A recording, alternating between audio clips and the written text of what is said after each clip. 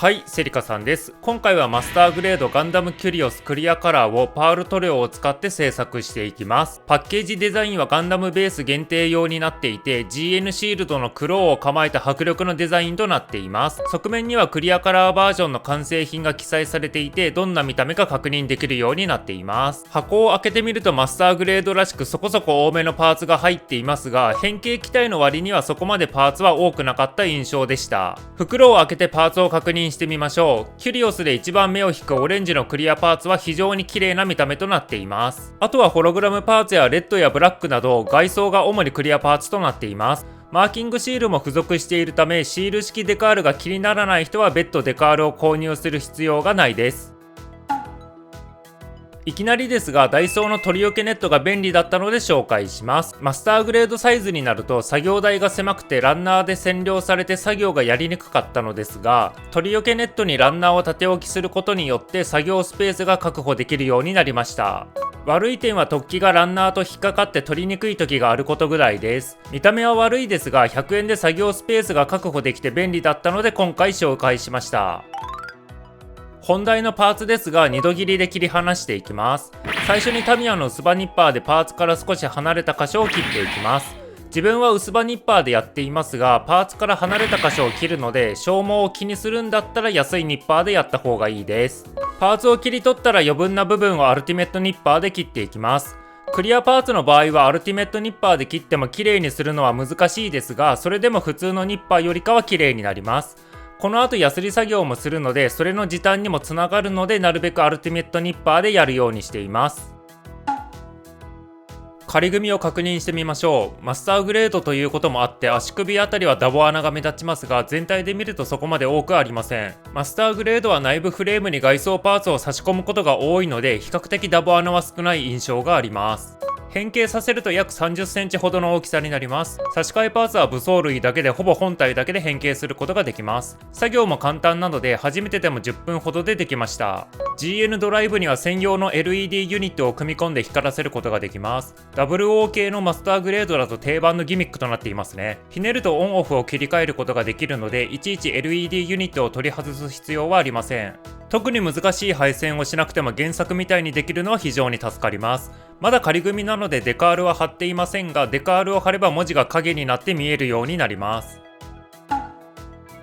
さっき紹介した LED ユニットですが、実はマスターグレードデュナメスの中で放置していたからなのか光りませんでした。マスターグレードデュナメスクリアカラーの制作動画のリンクを概要欄に貼ってあるので、よかったらご視聴お願いします。電池が切れたのかと思って蓋を開けたのですが、金属端子が青サビになっていました。青サビがあると電気抵抗が増えて LED が光らなくなるので、これを除去する必要があります。青サビ除去のやり方はすごく単純ですが、ヤスリで削っていきます。小さい金属端子なので、なるべく細い金属ヤスリを使いました。お酢や重曹でも取れるそうですが、確実に除去できるヤスリでやりました。作業が終わったら元々入っていた電池を入れて発光するか確認してみました。ちゃんと発光してくれたので、新しく LED を買う必要がなくなって助かりました。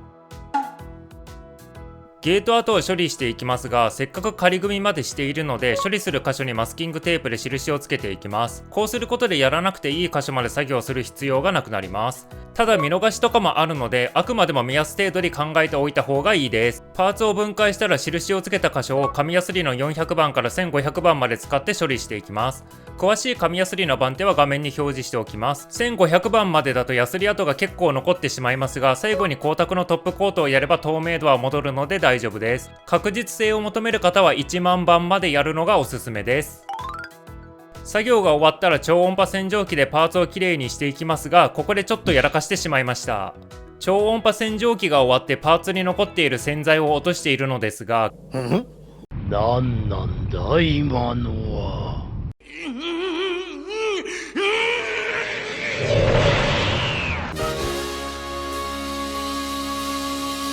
仮組みを分解した時に全部のパーツを1箇所にまとめていたので、その中に LED ユニットも一緒に混ぜていたのを忘れていました。発光するか確認したら大丈夫だったので良かったですが、本当に肝が冷えましたね。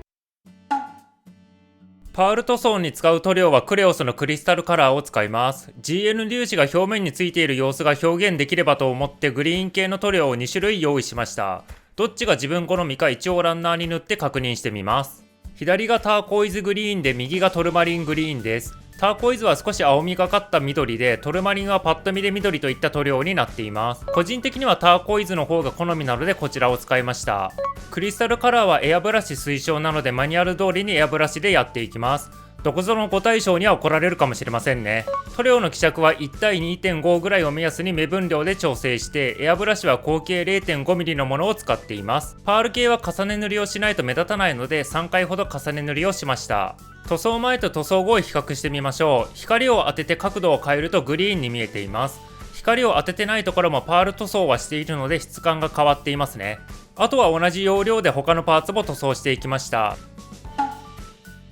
この商品にはマーキングシールが付属しているので貼っていくのですが、マーキングシールだけパール塗装されていない状態は違和感がありそうだったので、完全に二度手間ですが、これもクリスタルカラーで塗装しました。塗装が終わったマーキングシールですが、めっちゃ光の反射で見た目が変化するようになりました。マーキングシールだけ塗装するのも面白そうですね。貼る位置は説明書に書いてある通りにやっていきます。シール式なのでピンセットで貼っていくだけです。ピンセットは先が曲がっているタイプの方が使いやすくておすすめです。最後に光沢のトップコートをやって完成です。クリスタルカラーが2コート仕上げを推奨しているので、光沢のトップコートはした方がいいです。それでは完成品を見てみましょう。